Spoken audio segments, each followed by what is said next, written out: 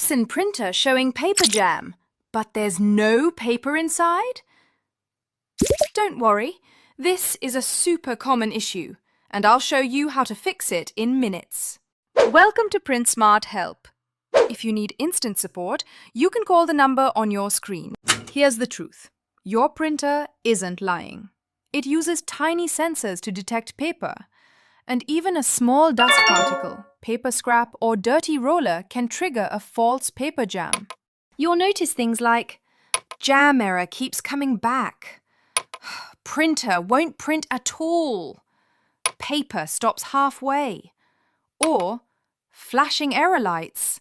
Top reasons behind this problem: tiny paper piece stuck inside dirty or worn rollers, dust on sensor, wrong paper type, foreign object inside, or a faulty sensor.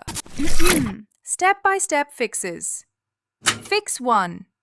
First, turn off and unplug your printer. Wait 60 seconds. Fix 2. Open all panels and use a flashlight to check inside. Fix 3.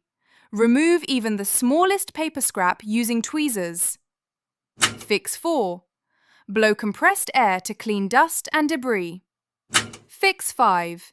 Clean rollers using a damp cloth with distilled water. Fix 6.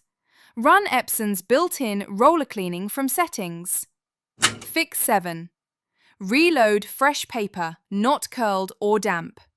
Fix 8. Finally, reset printer to factory settings. If the problem still exists, manually clean the rollers properly. Rotate them and wipe gently. Let them dry completely before turning the printer back on.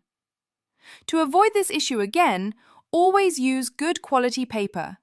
Don't overload tray, keep printer dust-free, and never pull paper backward. And that's it! Your Epson printer should be working perfectly now. If this helped, like the video and subscribe for more printer fixes.